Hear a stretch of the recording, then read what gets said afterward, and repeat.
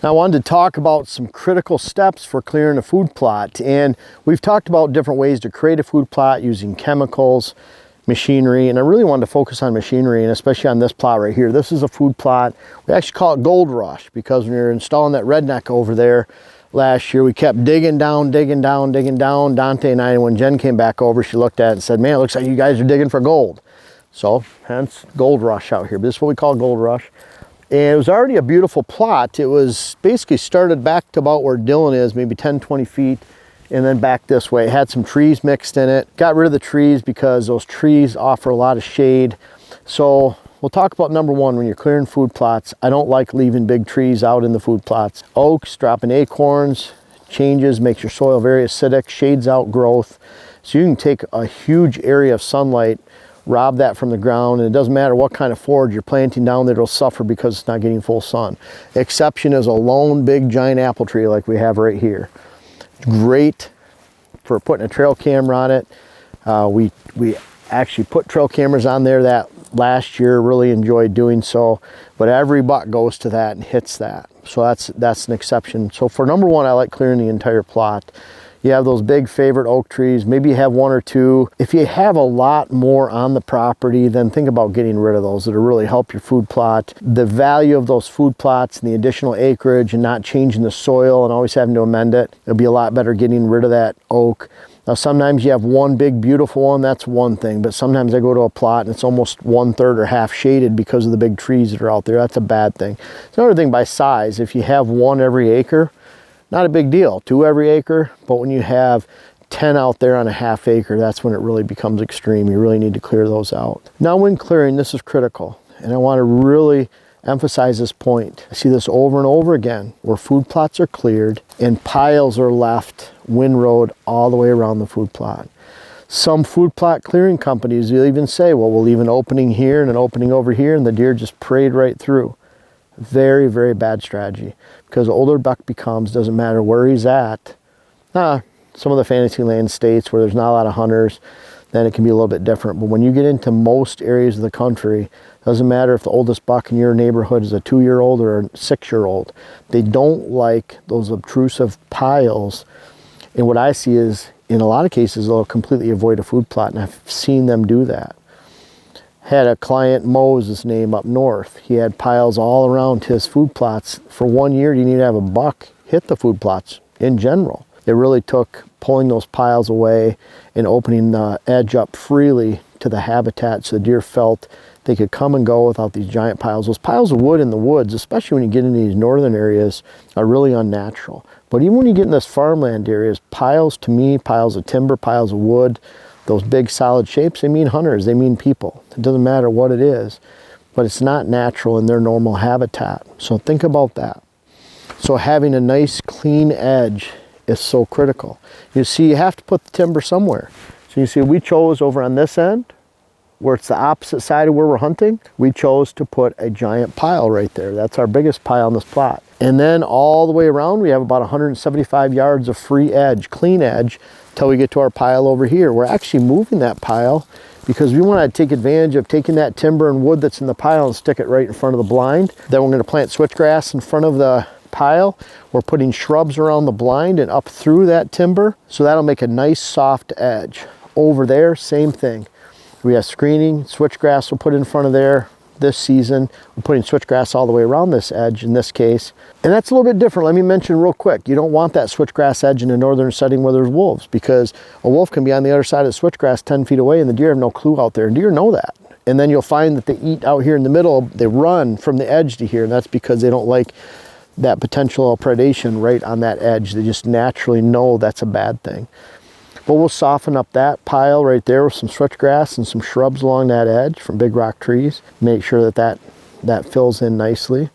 We already started spraying for that to do so. This whole area will be rimmed in switchgrass. So you're clearing all the wood off of the fields and off of the, and making sure you have full sunlight to 90–95% of the plot. You're also making sure this is not windrowed and piles all the way around. I've seen that over and over and over again, where a plot's been cleared poorly and deer will avoid, especially mature bucks, those big piles. And then also, I want to make sure that you take that extra step. And so what a lot of times with those food plots is you might have an acre, and that equals 6 or 7 piles around and off the edge. That's the best way, especially in a timbered setting where you have to put them somewhere.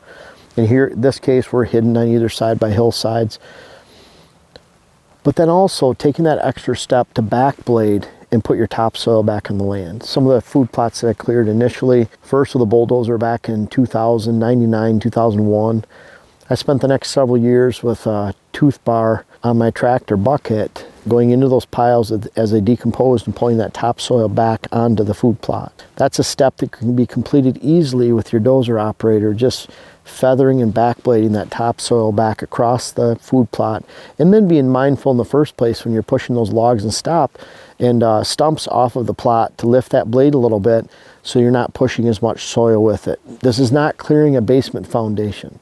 If you're hiring someone to do this, make sure they have the understanding to conserve topsoil, not clear it like a foundation for a building structure, and that they actually backblade the topsoil back onto the plot. Make sure they don't create a really hard, obtrusive edge.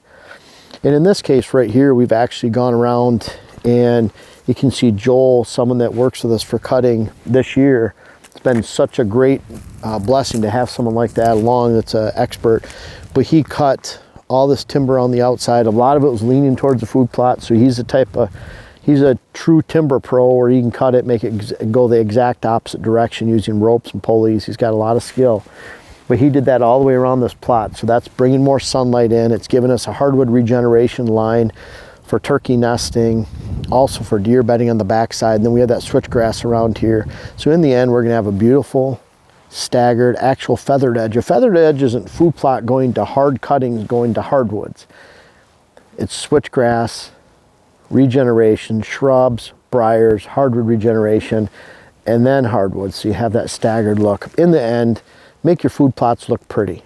If you can go out, bring a hunter out here and look at it and say, wow, this is a beautiful field of green. You have the fall foliage around it. You don't have these big, giant, obtrusive piles that are readily in your field of view.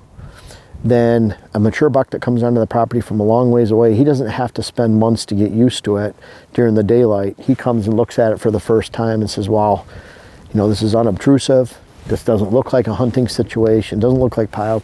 And even our redneck over there is slightly tucked behind an apple tree, has trees behind it. We're gonna have brush in front of it. We'll have our screening blend this year. We'll have switchgrass coming in, shrubs coming in. And so we're doing a lot to stagger and feather that look so it really doesn't stick out and it's not obtrusive, because they don't like big blinds sticking out. They don't like piles sticking out. And the prettier you make your food plot edge and less obtrusive, the more you'll attract those mature buck, the oldest bucks in the neighborhood that otherwise will look at a plot with a big rim of trees all around here and say, you know what, something's not right here. Something clicks inside their head, which mature bucks do. Mature being relative to your area, and then they don't come out here during the daylight. I want to see mature bucks feeding out here in the daylight.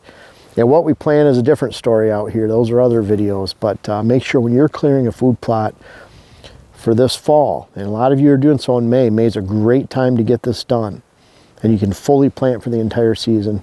And make sure you're taking the time to make this food plot pretty. Make sure you're maintaining your topsoil.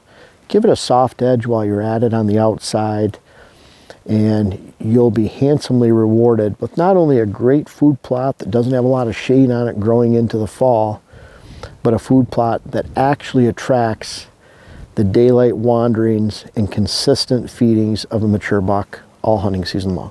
Now, I don't know if you've checked out our main website lately, whitetailhabitatsolutions.com, but we've really had a lot going on, including hats, books, our web class, and certainly our new seed company, WHS Wildlife Blends. When you click on seed on our site, it'll take you right to our brand new site for the seed company. We have all 12 blends available.